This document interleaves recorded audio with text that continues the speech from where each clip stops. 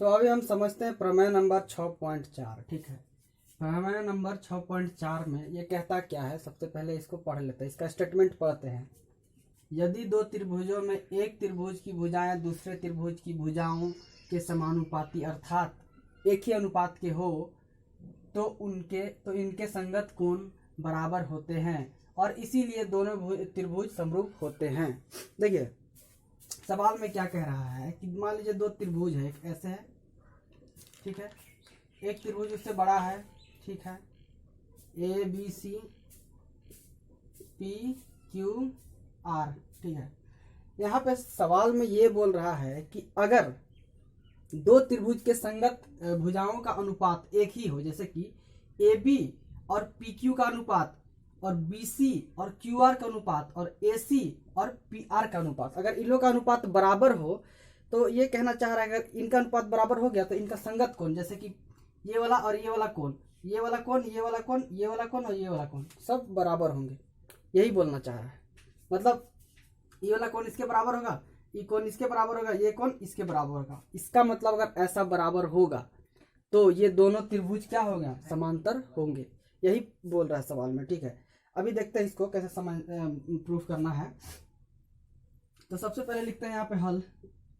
ठीक है, अब इसमें लिखना है कि दिया क्या क्या गया है, हमें क्या दिया हुआ है, दिया है, ठीक है, क्या क्या दिया हुआ है, ये दिया हुआ है कि ए बी बटा पी क्यू बराबर बी सी बटा क्यू आर बराबर ए सी बटा पी आर, यही चीज दिया हुआ है। हमसे बोला है कि ये अगर बराबर हो, अगर ये संगत भुजाएं का अनुपात अगर बराबर हो तो इनके संगत कोण भी बराबर होंगे। तब अगर संगत कोण भी बराबर होंगे तो मतलब ये कहने देंगे कि ये सिमिलर है, मतलब ठीक है, समांतर है। इतना चीज दिया हुआ है तो हम क्या करते हैं, रचना करते हैं। ठीक है, अभी देखिए रचना करने के लिए क्या करना है हमको कि सबसे बड़ा वाला त्रिभुज कौन सा है, सबसे बड़ा वाला त्रिभुज ये वाला है। ठीक है, रचना इस प्रकार से हमें करना है, इस तरह से करना है कि ए बी का, जैसे कि मान लीजिए कि हम यहाँ 2 पॉइंट ले लेते हैं, ठीक है, और यहाँ से हम लाइन खींच देते हैं, ये रचना हुआ मेरा, इसको दे देते हैं नाम एम और इसको नाम दे देते हैं एन। तो इस प्रकार से रचना करना है कि देखिए एम एन बराबर कितना होना चाहिए आपका, ए बी होना चाहिए, कॉमा पी एन बराबर ए सी होना चाहिए, समझे। मतलब ये त्रिभुज का ये भुजा इसके बराबर होना चाहिए, ये भुजा इसके बराबर होना चाहिए, ये रचना करना है। जहां पर यहाँ पे ये हम दे दिए हैं, जहां क्या है एम कोमा एन क्रमशः पी क्यू और पी आर का बिंदु है। ठीक है, पी आर में बिंदु है,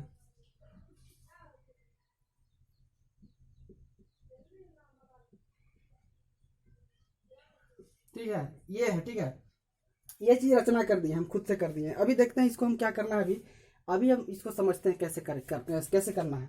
तो सिद्ध करते हैं, सबसे पहले सिद्ध। ठीक है,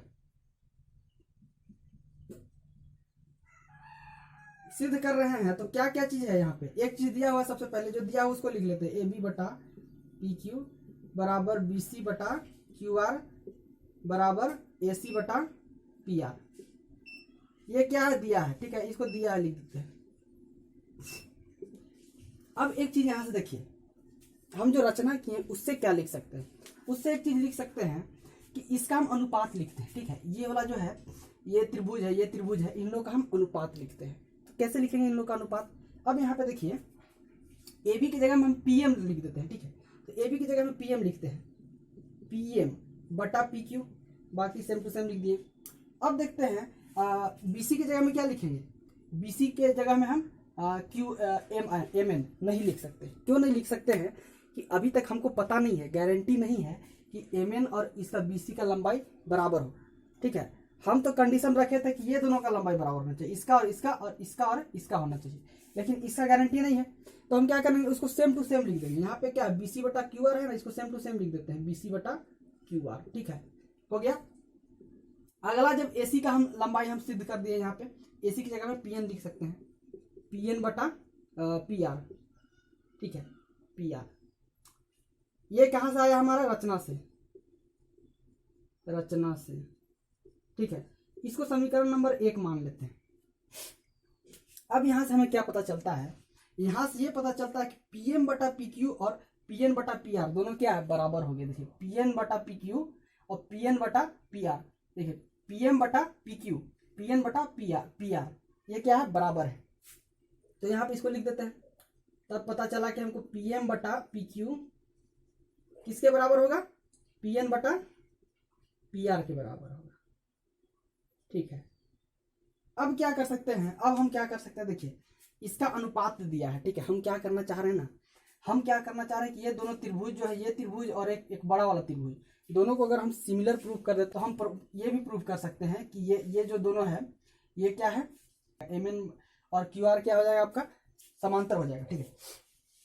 तो उसके लिए देख रहे हैं कि ये जो आपका भुजाकार दिया हुआ है, ये इसको, इस पूरे त्रिभुज को हमको ये प्रूव करना है। अगर ये और ये दोनों को हमको अगर समांतर प्रूफ करना है, जैसे एम एन और क्यू आर को अगर समांतर प्रूफ करना है, तो यहाँ पे जो अनुपात दिया हुआ है इसको थोड़ा सा और छोटा कर लेते हैं, आसान कर लेते हैं। तो इसको क्या करेंगे, हम उल्टा कर देते हैं, ठीक है। उल्टा कहने का मतलब क्या हुआ, जैसे कि पीएम जो सबसे बड़ा, पीक्यू क्या है, सबसे बड़ा वाला लंबाई, उसमें से अगर हम एक को हटा देते हैं, ठीक है, तो ये वाला लंबाई आ जाएगा। तो यहाँ पे देखिए क्या करते हैं, इसको लिख देते हैं पी क्यू, ठीक है, पी क्यू बटा पी एम बराबर, यहाँ आर हो गया, पी होगा, पी बटा पी आर बटा पी एम। अगर दोनों साइड आप पलट रहे हैं तो कोई दिक्कत नहीं है, अगर पलटना है दोनों साइड पलटना है। अब घटाते हैं एक एक, ठीक है, पी क्यू बटा पी एम घटाओ 1 बराबर पी आर बटा पी एन घटाओ 1। अब यहाँ पे देखिए, यहाँ पे ऐसे इसको घटा के देखिए तो कितना आएगा, P Q minus P M बटा पी एम बराबर P R minus P N बटा पी एन, ये आ रहा है। अब इसको किस क्या लिख सकते हैं, यहाँ पे P Q minus P M, P Q से, इस पूरे पी क्यू से पी एम को हटा दिया तो क्या बचा, एम क्यू बचा, एम क्यू बटा पी एम, ठीक है, बराबर। अब देखिए यहाँ पे पी आर से हम पी एन हटा रहे हैं, बड़ा पी आर है, अब इस पी एन को इतना पार्ट को हटा दे रहे हैं तो क्या बचेगा, एन आर बचेगा। तो क्या बचेगा यहाँ पे, आर एन बटा पी एन, ठीक है, ये आया आपका। यहाँ से क्या पता चल रहा है, अब देखिए यहाँ से क्या पता चल रहा है कि इन लोगों का अनुपात बराबर है। किसका किसका अनुपात बराबर, पी एम क्यू बटा पी एम, एम क्यू बटा पी एम और आर एन बटा पी एन का, देखिए इसका अनुपात, इसका अनुपात, इसका अनुपात, इसका अनुपात, दोनों का अनुपात क्या है, बराबर है। संगत कोण का अनुपात बराबर है, यहाँ से बराबर है, मतलब क्या हुआ, ये दोनों क्या हो गया, समांतर हो गया, ठीक है। अगर अनुपात बराबर होता है तो ये दोनों क्या होता है, ये दोनों समांतर हो जाता है। ऐसे देखिए यहाँ पे क्या है कि नीचे वाला जैसे एम क्यू बटा पी एम का अनुपात और एन आर बटा पी एन का अनुपात बराबर हो सकता है, या फिर उल्टा भी हो सकता है कि पी एम बटा एम क्यू या फिर पी एन बटा एन आर हो सकता है। दोनों में से कुछ भी रहेगा, मतलब दोनों का अनुपात बराबर है। मतलब क्या हुआ कि इसके ये जो दोनों रेखाएं हैं वो क्या है, समांतर है। तो यहाँ पे हम लिख सकते हैं अर्थात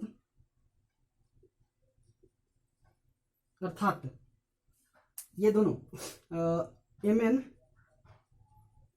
किसके समांतर है, क्यू आर के समांतर है।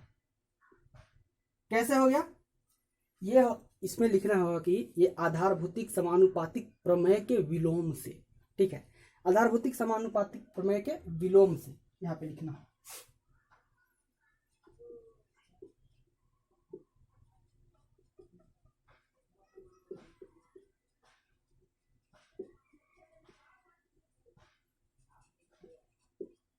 प्रमेय के विलोम से,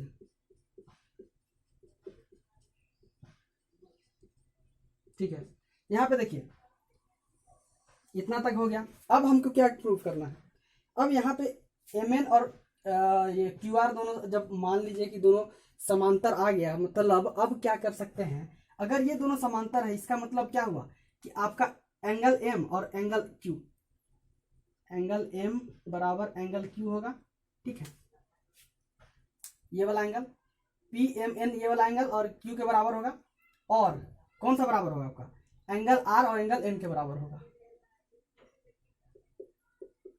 ठीक है, ये अगर ये दोनों समांतर है तो ये वाला और ये वाला बराबर होगा, ये और ये दोनों बराबर होगा। ये आप हमको मतलब समझा दिए थे, जैसे कि क्या होता है, जैसे दो त्रिभुज दो समांतर रेखाएं हैं तो ये क्या होगा, ये और ये बराबर होता है कौन, ठीक है, ये आपको पता है। इसी के हिसाब से ये क्या हो जाएगा, बराबर हो जाएगा। अब यहाँ पे देखिए, अगर ये दोनों बराबर हो गया, इसका कहने का मतलब क्या हुआ कि त्रिभुज जो त्रिभुज PQR किसके समांतर हो जाएगा आपका, PMN के समांतर, PMN के समांतर हो जाएगा। किससे, एंगल कसौटी से। ठीक है, कैसे हो जाएगा, देखिए देखिए क्या होता है कि अगर किसी दो त्रिभुज का दो एंगल या फिर तीन एंगल दोनों बराबर है तो क्या हो जाएगा, दोनों समांतर हो जाएगा। यहाँ पे देखिए, यहाँ पे देखिए, इस त्रिभुज को कंसीडर किए हम और एक ये इस त्रिभुज को कंसीडर किए, तो दोनों में देख रहे हैं इस बड़े वाले त्रिभुज में ये और इस छोटे वाले त्रिभुज में ये कोण, दो कोण बराबर हो गया, ये कोण और ये कोण भी बराबर हो जा रहा है, मतलब ये दोनों समांतर है। अब यहाँ पे हम प्रूफ कर लिए कि ये दोनों समांतर है, मतलब समरूप है। ठीक है, समरूप प्रूफ कर लिए हम, समांतर नहीं, समरूप यहाँ पे प्रूफ कर लिए। इसका मतलब क्या हुआ, एक ये त्रिभुज है PM बटा क्या हो जाएगा, QMQ, PM बटा PQ, ठीक है, PM बटा PQ बराबर PN बटा PR बराबर क्या हो जाएगा आपका, MN बटा QR। ये है आपका, यहां से आया इससे। लेकिन समीकरण 1 में हमने क्या किया था, ये भी देखिए, यहाँ पे ध्यान दीजिए, PM बटा, इसको फिर से लिख लेते हैं, PM बटा PQ बराबर BC बटा QR बराबर PN बटा PR। इसको लिखते हैं समीकरण 1 से। अभी देखिए यहाँ से क्या समझना है आपको, यहाँ से देखिए दोनों में कॉमन क्या क्या है, यहाँ पे PM बटा PQ, यहाँ भी PM बटा PQ है, यहाँ पे PM होगा।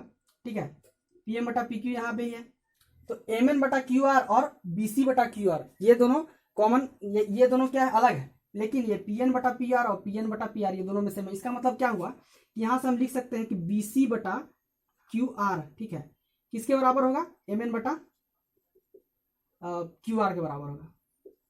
इसका मतलब क्या हुआ कि BC और MN बराबर हो जाएगा।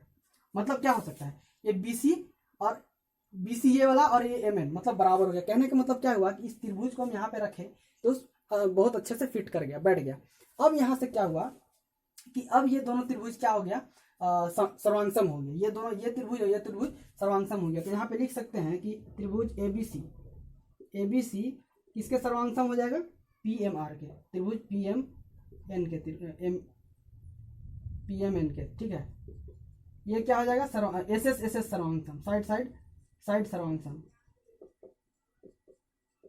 ठीक है, अगर ये सर्वांगसम हो गया, इसका मतलब क्या हुआ कि ये जो एंगल इसका है A और P, ठीक है, एंगल A बराबर एंगल P आपका बराबर हो जाएगा। ठीक है, ये दोनों बराबर हो गया, ये एंगल बराबर हो गया। हमको क्या प्रूफ करना था, हमको सिद्ध करना था, यहाँ पे लिखे नहीं, यहाँ पे सिद्ध करना था हमें, यहाँ पे लिखना है सिद्ध करना। ठीक है,